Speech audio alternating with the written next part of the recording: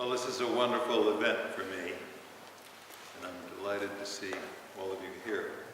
I'm conscious of the huge honor bestowed on me with your invitation to speak to the Philosophical Society of Trinity College, Dublin. I'm also aware that I have far more to learn from Ireland than I have to teach it. But I'm still very glad to be here and to share my knowledge with you.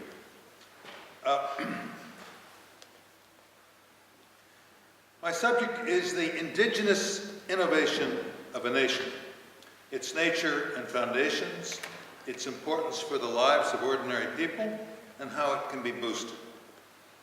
Homegrown innovating, down to the grassroots of society, was basic to America's economic success from the 1820s to the 1960s. The decline in the rate of aggregate innovation is of great concern in America today. I know that a high rate of innovation is sought by the Irish people too, and is now a goal of public policy here in Ireland. I better begin with what the indigenous innovation of a nation is, the concept of it.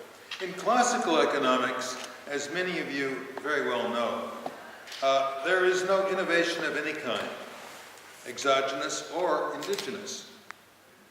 There is no entrepreneurship either. The German historical school finally broke free of that. In 1904, Arthur Spiethoff said, "A nation's economy is exposed to discoveries of scientists and navigators outside the economy, and these discoveries often have economic applications." Joseph Schumpeter added to that in his 1911 book, "Every commercial application of a scientific advance," he said, "requires someone to organize the necessary undertaking. An Unternehmer, to use his German term, I looked it up, or an entrepreneur in the later translation to English, which he oversaw. Yet Schumpeter was stuck in classical thinking. He insisted that entrepreneurs do not find anything. He was referring to opportunities. Knowledge of existing economic opportunities is always perfect in Schumpeter's mind. The Austrian school took a more modern view. Friedrich Hayek observed in the 1930s that an enterprise is able to find investment opportunities thanks to its specialized knowledge. And this knowledge improves only slowly with unfolding experience.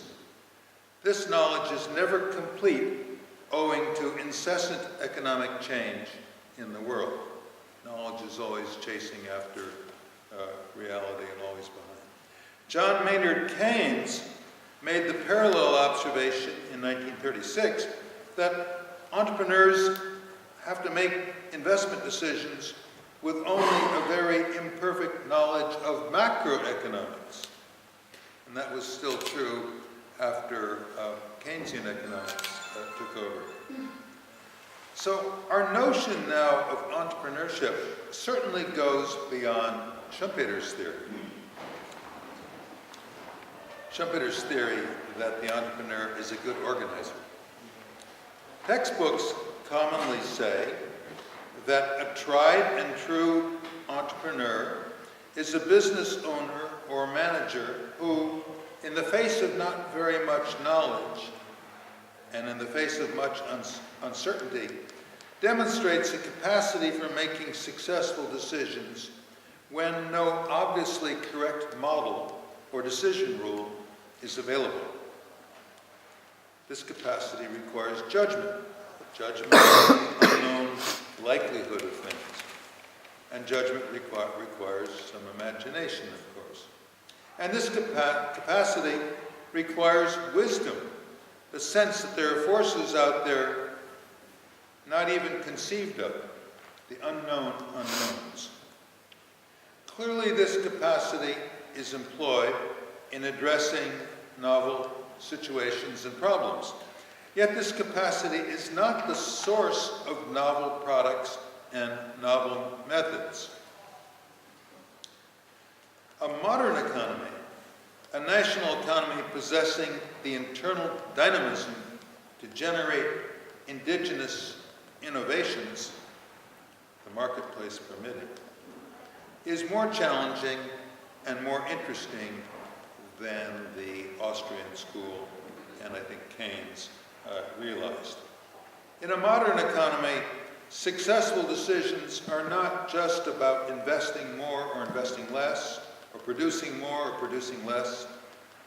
They are not just about meeting existing needs through a cheaper product or method. In the modern world, people want to discover new things to delight in, new products and new methods. Entrepreneurs do not know the directions that would be good to take in this regard, of course. Yet, in the modern economy, gifted entrepreneurs demonstrate capacity for successful new directions. This capacity for successful new directions requires creativity. The creativity to conceive of things not known to have been conceived already that the firm could try to develop and market. And this too requires imagination. And it may involve some exploration. This capacity to guess well at what new directions will be successful also requires deep insights into a new direction that might turn out to meet desires or needs that could not have been known before. That sort of insight is often called strategic vision, pointing to the fact that an entrepreneur had better have a sense of what the other enterprises are up to. They may be adopting the same strategy. Steve Jobs owed his huge success to having both creativity and deep insights. As everyone knows, new products and methods are the stuff of innovation. But the creation of a new product or a method, even if a great deal of imagination and insight went into it, is not by itself an innovation. An innovation is a new product or method that wins significant adoption in its industry or in its market. And innovation changes practice in some way. Innovations are economically successful new products, which means significant adoption. A new product that fails to be adopted is just another invention that is not valued highly enough by end users to be worthwhile to produce and market. The public discussion these days of innovation is obstructed by the failure to distinguish between scientists' inventions on the one hand and entrepreneurs' innovation on the other hand. The big risk in innovating, then, is that adoption is extremely difficult to forecast. Everyone in business knows of some product so successful that even the producer was amazed, such as a hit track on a CD. And everyone also knows a new product that bombed, to the astonishment of the producer. Projects aimed at innovation are bound to be littered with failures, since the value of the new product or method cannot be forecast. So expectations are often wrong. Now I want to talk about the importance of innovation. Why, despite the risks, is innovation, indigenous innovating I'm talking about, important to a nation's people? One answer is that once wages in a country have risen enough to meet the basic material needs, food, clothing, housing, good health, etc., people will highly appreciate the rewards of participating in an innovative company. It is energizing, and it gives our lives meaning to have a mountain to climb. It engages the mind to have a series of new problems to work on. And you can't get that at home. And it is gratifying to have participated in changing the practice in some way or other in the national or global economy, even if only in some small way. That's one answer about importance. Another answer is that look, in the language of philosophy these days, what I've just said is that people flourish in an environment of challenge and novelty and so forth. Another answer is that innovative activity, by activity I mean conceiving new products, developing them, marketing them, evaluating their adoption. That activity is a net creator of jobs. It's obvious that it's a gross creator of jobs, but you can argue that it doesn't just move people around, it actually adds to employment.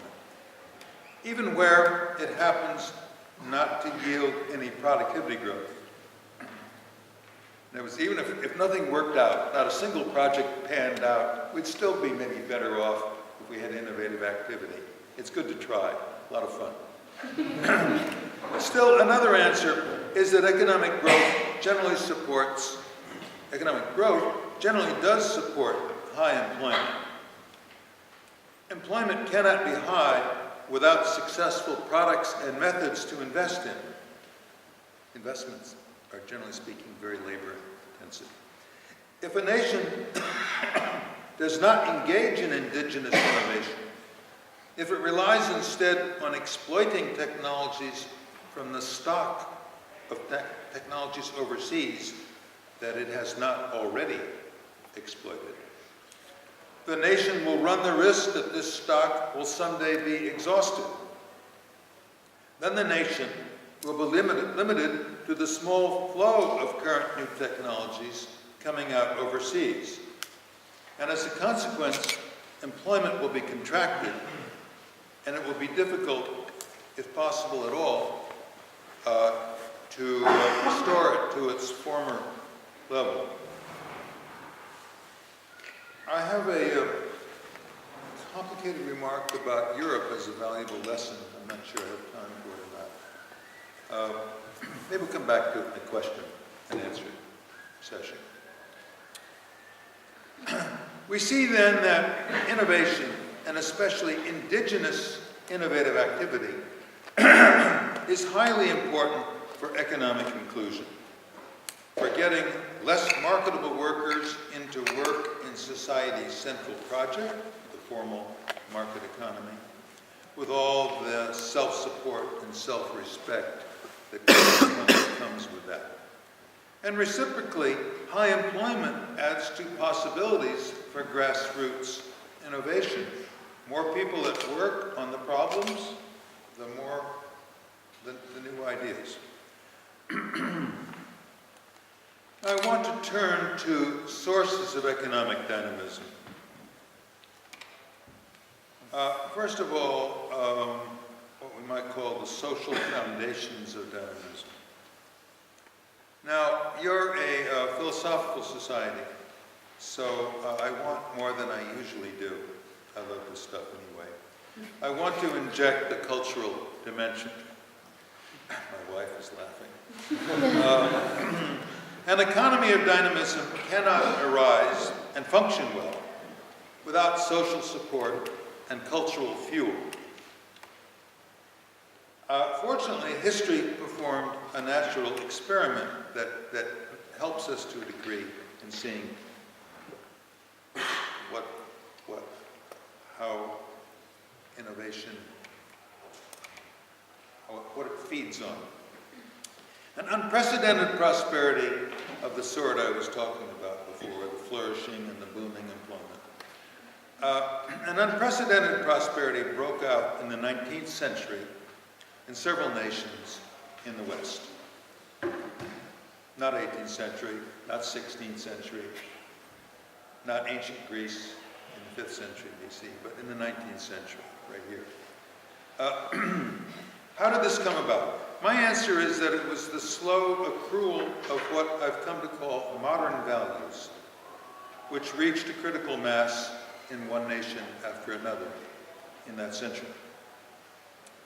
A heady mixture of new attitudes and beliefs began arising in the West during what Jacques Barzun dubbed the modern era. Got to read Jacques Barzun's book, by the way, great book, From Dawn to Decadence. He's 102 this year. Maybe it's good to keep writing. Now here's my list. In the Renaissance, there was the recognition of human creativity. Great, we're all creative.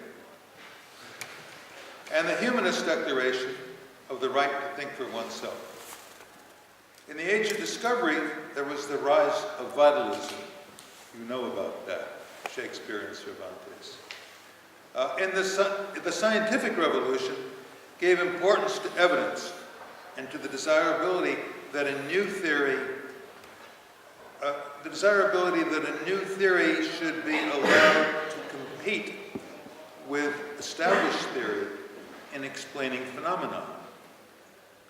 And the scientific revolution led to acknowledgement that imagination is important in the advance of human understanding.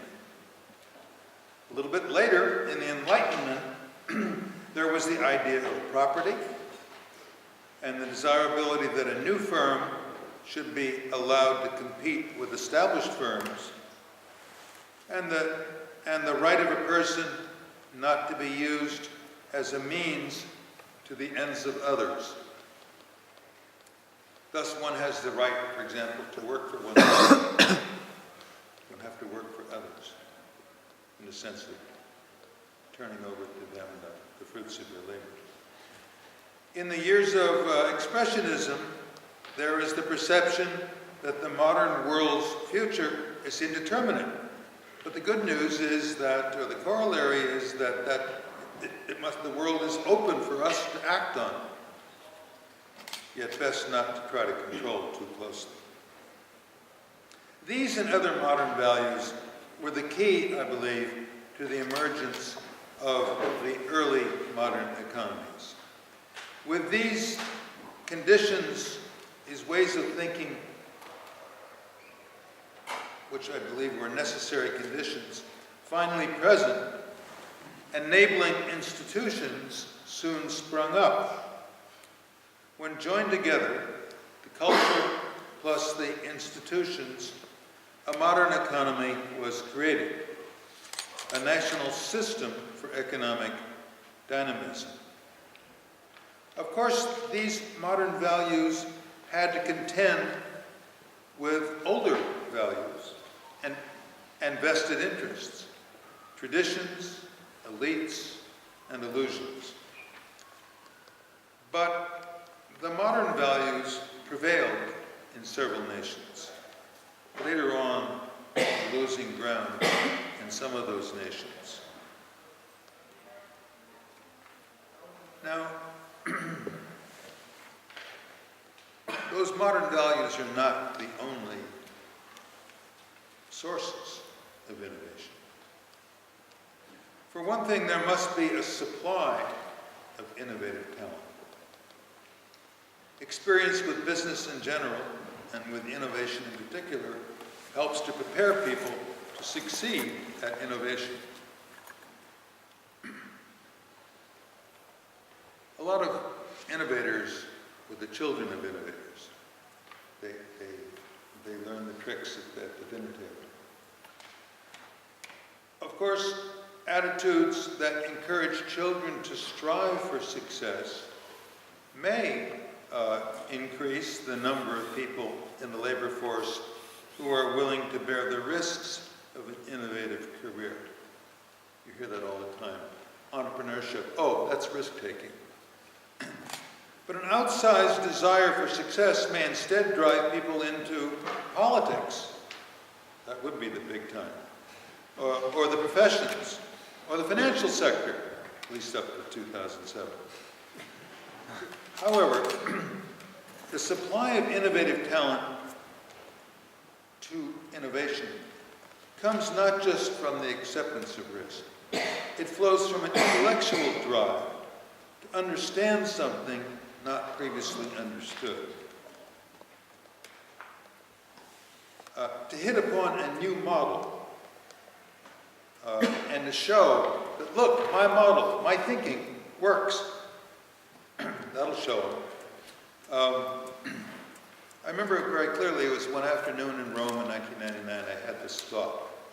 And within an hour or so, I was reading the literature of a foundation in the United States, the Bradley Foundation, and it quoted two entrepreneurs from Minneapolis, the founders of the foundation, the Bradley brothers, and they said just that. They said that to innovate is to dream up a new model. But traditional values, such as family values, may be an obstacle to innovating.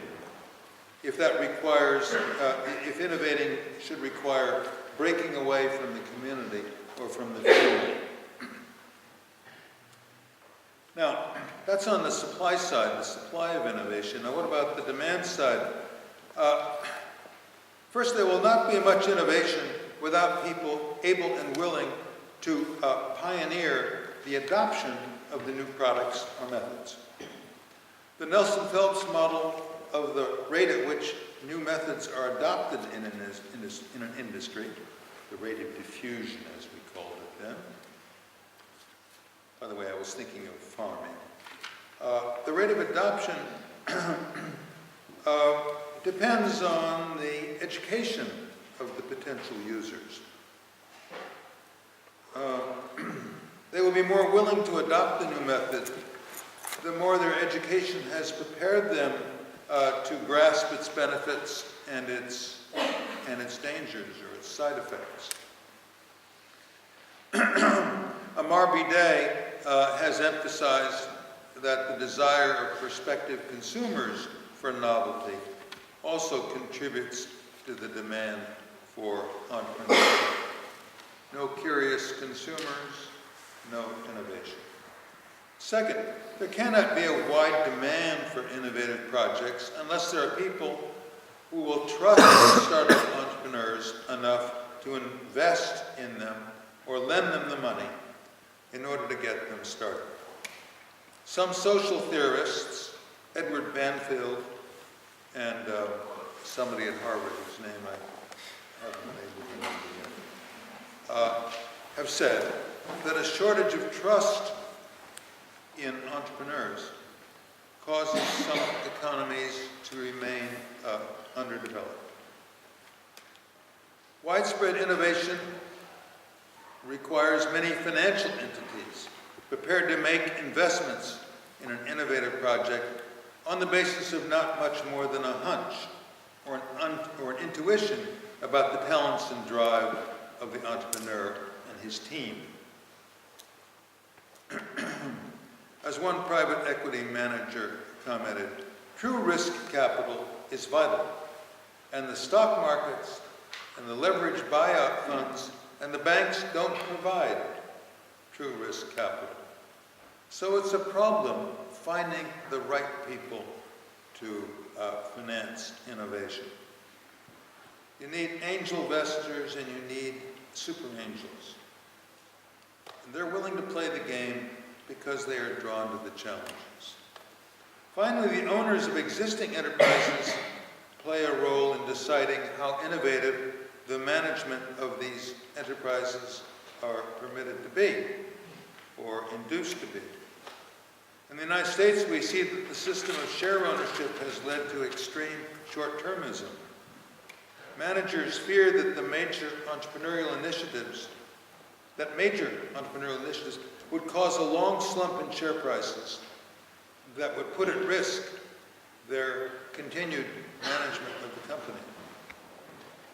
And there is internal conflict and lack of cooperation in some companies, such as Microsoft. As a consequence, innovation in America is confined to the so-called technology sector, a tiny sector that fits just inside Silicon Valley. The postal code with the number 94305. All in that 94305. That's where the headline innovation is. But of course, much innovation is very quiet, unnoticed. Only a specialist would notice some of them.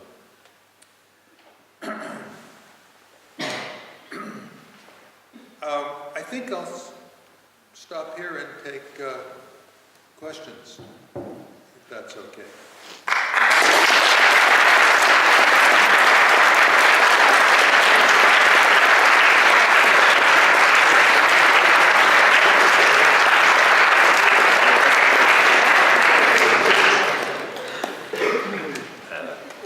Thank you, Professor Phelps, for the most stimulating lecture. I think it's terribly important in the society in which we live in at the moment, both a global economic society and an Irish economic society, to be talking about entrepreneurship and innovation.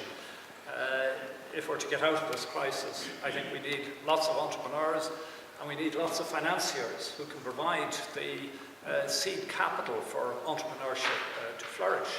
And one of the great things in Ireland is that, in a way, we've linked in with Silicon Valley very effectively, because there are a huge number of high-tech companies that have come here, and despite the fact that people look at the Irish economy and say, oh, there's no economic growth, if you look at this particular sector, the high-tech sector, there is enormous growth going on, and you can see that in the export figures. And hopefully, there's also a lot of spillover effects being created as a result of the presence of these companies. We have the Intels, we have the Microsofts, we have the Hewlett-Packards, we have the Oracles, but now we have sort of third generation in the form of Google, Facebook, Twitter, and so on. So I think we're at a very exciting phase in our economic development, and hopefully entrepreneurship and innovation are going to be key elements to the future development of Ireland. Professor Phelps' presentation and his ideas on that, I think, are very important. I'm just going to ask a couple of questions and then open it up to the House. The first question I want to ask is about who is Edmund Phelps, the macroeconomist? Because if you read his works, you find all sorts of different strains. There's a strain of John Law, the parable of the island economy. You can find that in his work in 1705. There are Keynesian ideas with respect to the role of uncertainty, imperfect information. There's some parallels with monetarism in the form of the role of inflationary expectations and the natural rate of unemployment, and how the Phillips curve becomes vertical in the long run. Although you give very short shrift at times to Milton Friedman, who was at the same time developing many of these ideas as yourself. There's very little new classical economics in your work, which I think is a very healthy development. There's a good deal, I think, of Cantillon and Schumpeter.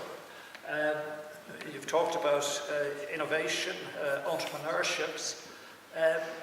As James Heckman said about you, you're more of a loner than a groupie, but a loner who provides lots and lots of rich, imaginative ideas for both you to develop and others to come and develop themselves. So, where is Edmund Phelps, the macroeconomist? Thank you very much.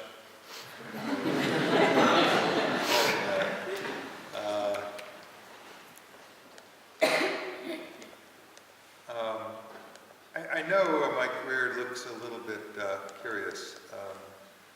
I'm reminded I was on National Public Radio one afternoon. The very first question was, well, how come you're writing all this stuff now? It has no relationship to the first 40 years or something like that.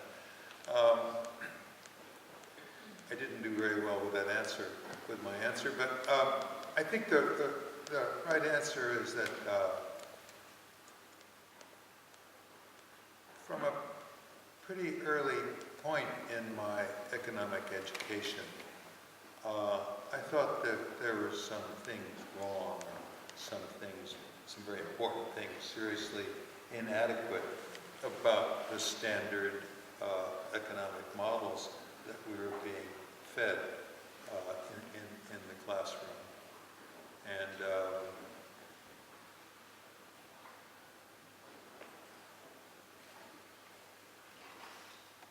in particular, in graduate school, I felt that that our economic models had lost sight of the human element in economic decisions. The models were sort of like physics with their differential equations and their determinism. And I thought there was just they just didn't make contact with the individual decisions of people, companies and workers and so forth. So this led me, after I'd been puttering around on economic growth for quite a while, 4 or 5 years, I sort of remembered why I'd been drawn to economics, and I spent my sabbatical year trying to rethink inflation and unemployment and all that from a more realistic, what I thought was a more realistic viewpoint. And I came to argue that, well, you can't make sense of what wages firms set and what prices the firms set without taking into account their expectations about the future. Of course, for me, went without saying that the future is not known. Firms have to just do the best they can and try to do a good job of forming expectations and then acting on the basis of those expectations. So for me, that was the beginning of my modern period, so to speak. And after that, I never really went back. I never went back to any of the more classical stuff that I did in the area of economic growth. Now, then rational expectations came along and kind of shunted me off on some sort of a siding in the wilderness while Robert Lucas and company got 100% of the attention in macroeconomics. But that didn't stop me from being curious about the stagflation in Europe in the mid-'80s and so forth and so on. So I kept working in macroeconomics, generally from a macro point of view in which the future is not fully known, expectations have to be formed. And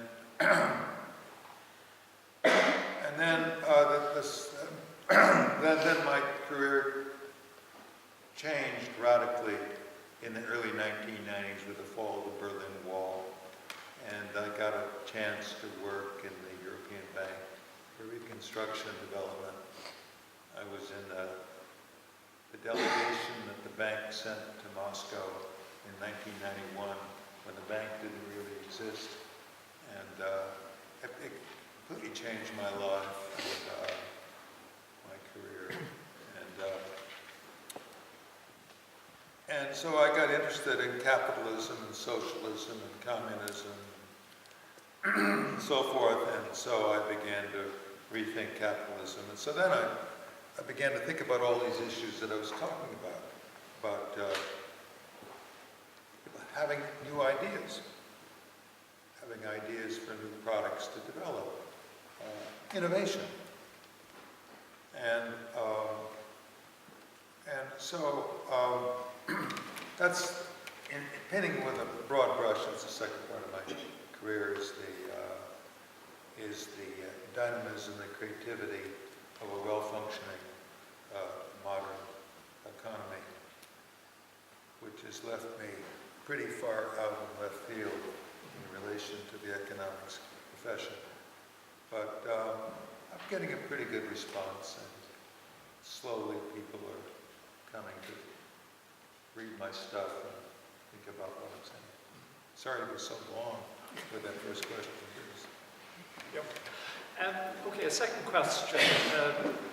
Your friend Robert Lucas, in his Nobel address, stated that macroeconomics had produced an approach that conquered depressions. Then Ben Bernanke went on and started talking about the great moderation in economics. And Olivier Blanchard, who was here last year, wrote a paper where he said the state of macroeconomics is good. These were all sort of rather strange predictions that macroeconomists were making prior to the great collapse of 2007, 2008. And it seems to me that when the financial crisis hit in 2007, 2008, macroeconomics was totally unprepared for it. And as a result, they weren't capable of giving any answers to what was happening. How do you see the state of macroeconomics today, and is there any way of producing a new type of macroeconomics that can get over the type of problems the global economy is facing? Let me say two things very briefly. The first point is that I was relatively unscathed by the collapse in housing prices and the end of the artificial boom, which I hated, by the way. I hated the Bush tax cuts. And because in my thinking, which wasn't in every paper, but it was very present in a string of papers in the early years of the previous decade, 2002, 2003, 2004. In those papers,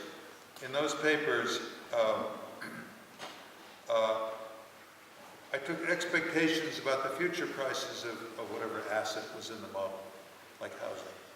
I took those expectations as being, to some extent, arbitrary, because people don't know what the future is going to be. So for me, expectations of future assets could go astray, and then the speculative boom could collapse. So in that respect, this was just great for me. Look, we got just a sort of correction of a speculative boom that I and Jan Tekmoon and Gylfi Zewega, my collaborators, had talked about for several years. In another respect, though, I was caught flat-footed by the crisis because I'd never given any serious thought to the financial sector. It didn't occur to me that the financial sector could be impaired, nearly destroyed by enormously bad loans. And but wasn't that the problem? so I wasn't ready for that. So I had to do a lot of rethinking. But wasn't that part of the problem, that money was taken out of the macroeconomic models? They were sort of saying money is neutral, money is super neutral, etc., etc. And if you took new classical macroeconomics to its extreme, they were really saying money is off stage, it's not terribly important. Okay, and suddenly it became terrible. This may sound like splitting hairs, but I don't think money was really the essence. But financial assets certainly were the essence. I mean, I love to build non-monetary models, maybe just as a way of snubbing my nose at the mainstream. But you can build non-monetary models in which banks go broke because the assets they acquire collapse in value, and that will cause, and when banks collapse, then credit is hard to get, investment gets hit on the head, and investment is the labor-intensive activity in an economy. So when investment falls, the workers can't just move over and start producing consumer goods the way they can in a Keynesian model. They're stuck, and they're caught by the contraction. So, yeah. Okay, well, let's open it up to the House. Some questions? Yeah. With regard to the countries that are like developing and converging by importing technology, do you think that ultimately economic growth in those countries will stall because they don't have kind of a history of innovation and coming up with indigenous growth ideas? And if so, is there anything that governments in those countries can do to promote indigenous growth? Anything that Governments in those countries, any policy response which could promote indigenous growth? I'm still not getting those words. Anything that what could? That the governments can do Governments to promote indigenous right. growth. Yeah. Because the problem is if you're importing technology. Yeah. I've only been here 24 hours. I haven't quite gotten the accent, that vowel sound. I'll remember it next time.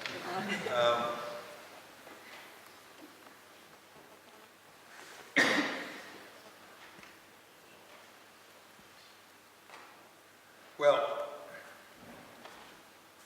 I have a big thought, and then I suppose I have some little thoughts about that.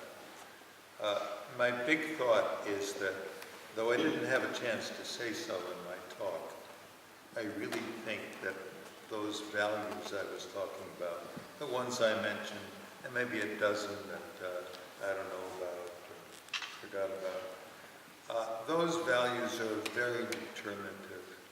And governments have very limited powers to raise innovation. They can make huge mistakes that will kill innovation, but it's very hard to figure out how to nourish this thing that's so much a product of culture and optimism and a spirit,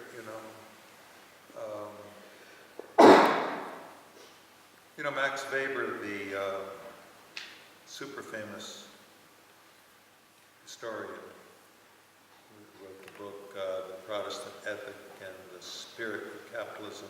He was all wrong, but that word spirit was interesting because at least he did realize that an economic system has a kind of driving spirit.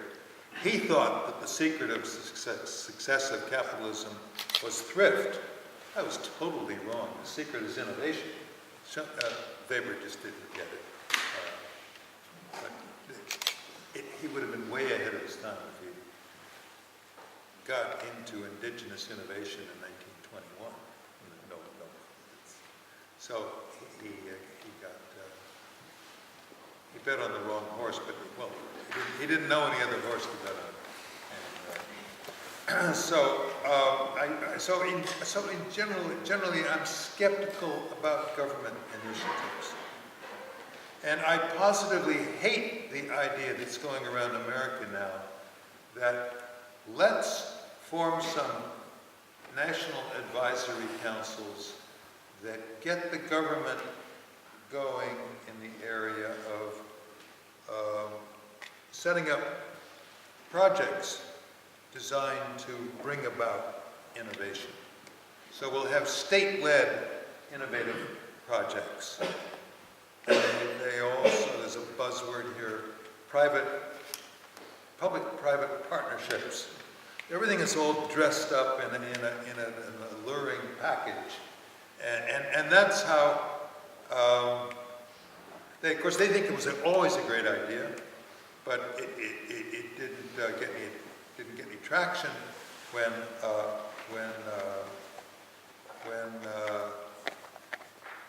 the economy was going so well. But once productivity slowed down, At first, not very noticeably, but more and more noticeably as you get through as you go through the 1970s. When productivity began to slow down, that was a clue that the aggregate rate of innovation, despite the huge headline successes that were to come, the aggregate rate of innovation had dropped down to a lower rate. And so now these people who they accept capitalism, they understand that there's a modern economy now and it is creative, but they still yearn for the government to take the initiative and set the directions of the economy and take responsibility for innovation. And I think that to go that way would be a tremendous gamble. And sure, past examples are not decisive, but such examples as there are certainly are not encouraging. This is exactly what Mussolini was talking about. He said our proprietors are no good. And we've got to have the government and the scientific community in Italy has got to come together through the Science Foundation, and they will take the lead and get the innovation going. And if our big companies don't take the hint, we'll take them over. So that got absolutely nowhere. To my knowledge, no genuine innovation ever came out of Mussolini's corporatist economy.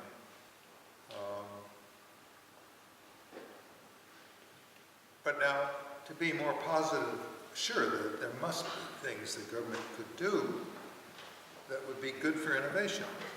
No doubt about it.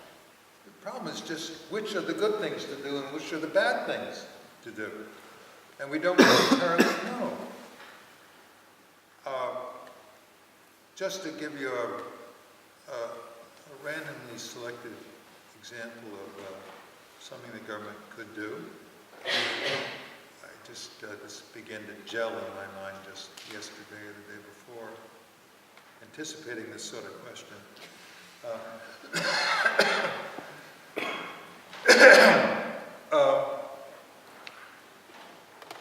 People have all this innate creativity, but a lot of people don't know that they're as creative as they are. Maybe this argument doesn't go very far, but here it is anyway. So, wouldn't it be good if the government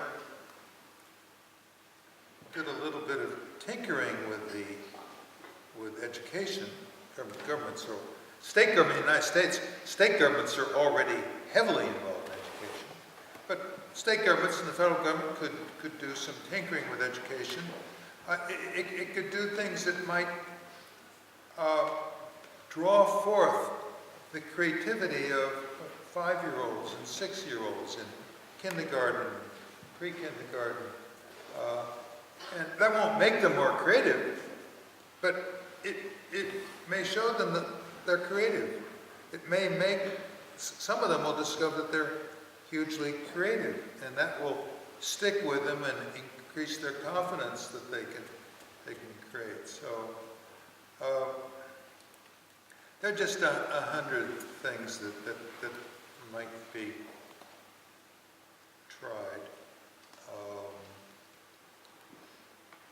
I'm so used to talking about this question in the context of China. China needs a whole new financial sector, almost from the bottom up. Can't say that about Ireland. But how good is corporate governance in Ireland? I don't really know.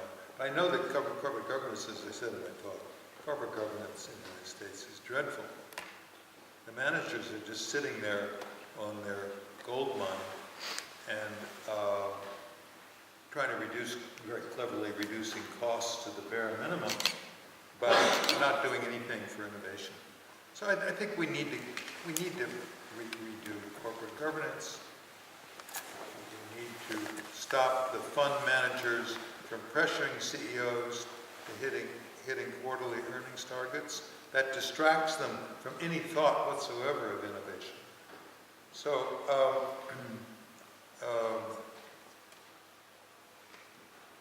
there are many things that need to be done in every country. Of course, that's going to vary a great deal from country to country. Right. Do we have another question? Yes. Yeah, my question is kind of twofold. Based on one of the earlier comments talking about financing for entrepreneurs and being a little bit more risky. So obviously at the moment, well, in the past kind of countries are deviating now and some of the quantum easy and stuff, but it's very hard for anybody to get funding. But going forward, there's now this loathing of lending that's reckless in any sense because of where it's gotten. So do you see that big problem going forward? And also, you know, as a result of the fiscal crisis that's occurred, the European Union is going to be a much stronger and regulated unit going forward. So, you know, back in time, King Henry, you know, they were taking chips off money if they needed big currency to pay back loans, or, you know, they used to chop people's heads off if they didn't want to pay the domestic debtors. Now we have, you know, sophisticated monetary policies and things, and these financial developments have allowed us to do some of the things that we never have done in the past. Do you think that a more stringent system now, because of the laissez-faire kind of thing that happened just before? I had a hard time hearing that. The acoustics are not so good, but I think I got the essence of the question. I think that all the greater stringency of the regulatory framework has its pluses and minuses, but I think it's not the way to go. I think the financial, in Europe, on the continent, I know Ireland has some special problems about its banks, but maybe Ireland's problems are Europe's problems writ large. Anyway, but I think that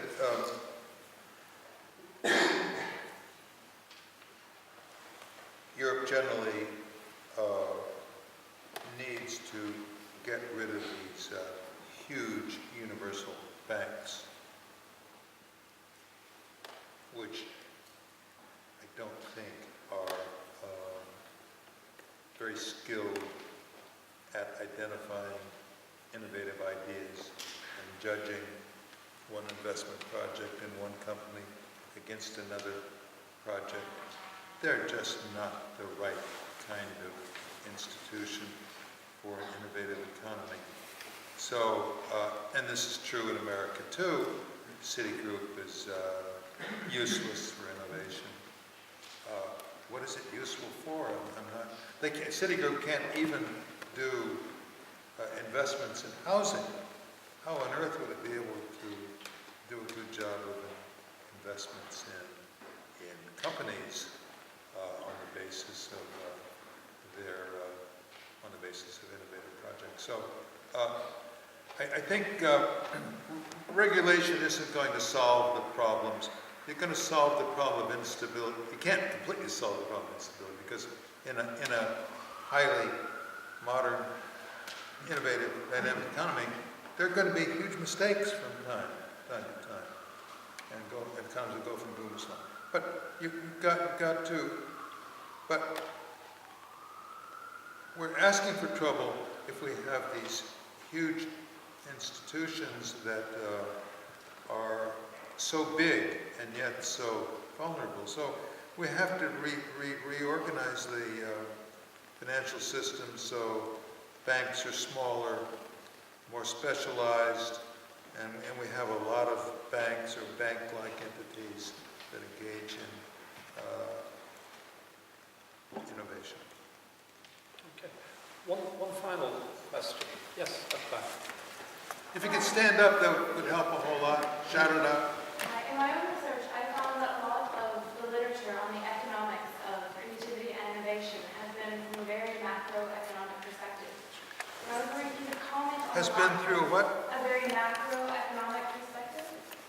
It shows, it takes a very macroeconomic Yes, a lot perspective. of it's been macroeconomic, and I was wondering if you could comment on sort of the seeming lack of microeconomic foundations to this, and areas that you see as really critical to support not only microeconomics, but the foundations of the greater macroeconomy.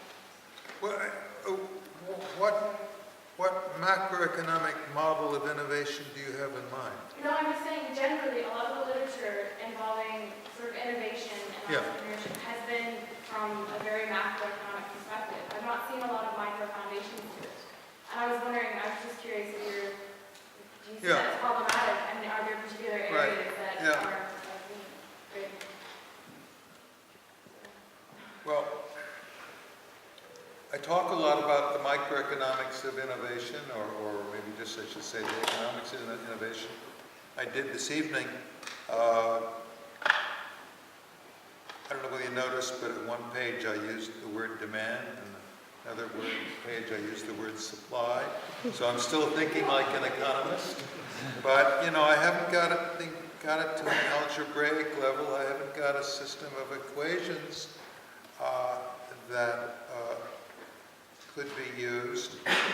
Also, I'm a little hung up because now I know that we can't, in a highly innovative economy, we can't forecast the future, and we can't assign known probabilities to the various paths going out. So what would be the point of building a model anyway? I mean, what question could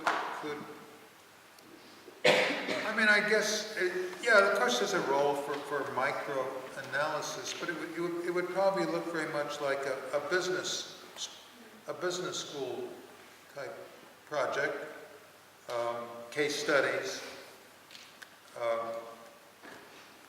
looking at the organization of firms,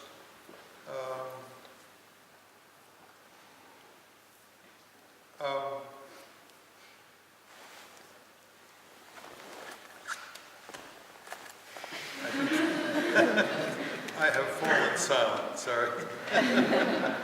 Okay, well, maybe that's a good moment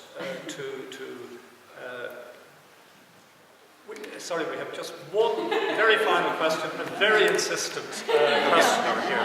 So if you stand up and... Okay, sorry. There's been a lot of talk about like patents in America, especially with kind of like the lawsuit between Apple and Samsung. And I know there's like a New York Times article that came out this week about how the nature of patents has changed. I don't know if you've seen this, but you're talking about innovation and how, you know, the idea behind patents was to create innovation and kind of allow a temporary monopoly. Whereas now these patents are on concepts and less on, you know, physically how to do something. I just wanted to know if you had any comments on this, because I think it's something, you know, IT is one of the fastest growing sectors. If you had any comments on maybe patent reform or kind of, and how all this really ties into innovation, since this is kind of your area. Well, there are many ideas being put forward to explain why it might be that the rate of innovation, the aggregate rate of innovation in the American economy has slowed down. And one of the favorite hypotheses is that there's such a fear that by a company that it will violate patent rights and get sued, that many companies are turned off from certain development projects out of fear that they won't make any money from it after all the lawyers are done. Somebody out in Silicon Valley said that today, if you were to start up a company, you would need to hire more lawyers than engineers. So the patent system has gone from what Daniel Defoe, Gulliver's Travels? No, Robinson Crusoe. What Daniel Defoe so passionately wanted to protect original work, protect creativity, it's gone from something that helps to something that's gotten in the way of creativity and innovation. So, in my country, the U.S. Congress periodically goes in the direction by extending the life of copyrights and the life of patents. So it's just, there's just no end to it. So we're getting more and more tangled up in patents. So I think it might very well be the case that it would be better to have a complete abolition of patents at this point than continue with the present system. But there must be some intermediate solution that would be better than either one of those extremes. I don't know enough about it, but I think you're right that there has been a liberalization of what can be patented, and one of the first things you might think to do is to go back to the narrower concept of patents. Thanks. Okay, well, I think this is an appropriate moment to wrap up and to thank our very distinguished visiting guest. He is a distinguished fellow of the American Economics Association. He is a Nobel laureate. He is a Chevalier de la Légion d'honneur. He has been honoured in countries across the world. I think if he turned up at the May Day parade in Moscow, he'd certainly have a lot more medals to display than the Russian generals. I think it's appropriate that he's come to Ireland to talk about entrepreneurship and innovation, because I think it could be contended that Richard Cantillon, the Irish economist, was really the first person to conceptualize the role of the entrepreneur in his essay on the nature of trade in general, written in 1729 and published in 1755. Axel van Hoeven, who has a tremendous Swiftian sense of irony, wrote a review of the Festschrift honoring Professor Phelps and his work, a massive work in which every major economist contributed. And Axel, with tongue-in-cheek, put the title of the paper Celebrating Ned. And we all know about a film with a somewhat different title about Ned. But we have certainly been celebrating here with you your wonderful work, and it is a great honour and privilege to the Society and to the students and staff of Trinity College that you came to talk here about such an important area of economics, namely entrepreneurship and innovation. So our great debt of gratitude is due to you. The honour was all mine.